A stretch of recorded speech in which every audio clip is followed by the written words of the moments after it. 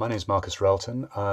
I started off as a newspaper journalist, then did the documentary course at Cardiff University, and I've made co-directed shorts for BBC Wales. I've had two half-hour investigations commissioned for BBC Scotland.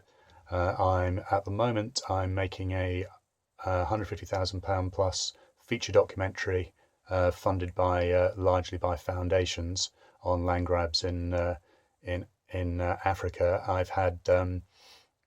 I developed a range of ideas of current affairs and documentary. Produced a specialist factual proposal. I haven't really done the researcher AP jobbing progress. I've tended to develop my own ideas. I've done an independent documentary for an hour about anti-war protesters taking buses to Baghdad during the Iraq War, and I'm also developing the proposal, which I'm sending in you with a link to a taster tape. Favorite documentaries in the last 2 years? It's difficult to name one, basically. Having crunched through them, then Knock Down the House, The Edge of Democracy, and American Factory on Netflix do stand out as impressive. Dangerous Dynasty, House of Assad, Hospital, Stephen the Murder That Changed the Nation, the Ballymurphy Precedent, and Carry On Brussels in terms of Channel 4 documentaries. I enjoyed, and that was a very timely look at an institution at a time of change, and it did in microcosm give a good idea of a lot of the dynamics that were taking place.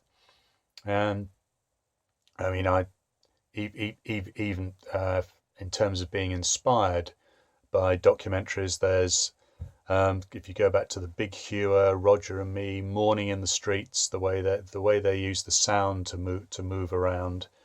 Don't Look Back, the direct cinema style of really using synchronized sound on the Super 16 to try and discover the truth.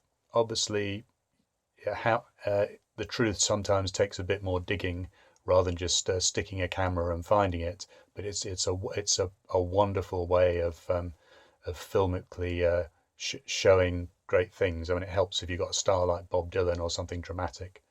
And I mean, I love The Most Dangerous Man in America. There's Citizen 4, Waiting for Harvey, Finding Fella, Going Clean, and Gonzo, the Times and Works of Hunter S. Thompson by Alex Gibney, and many more I've forgotten to mention, for which I apologise, but the inspiration comes from all sorts of different places.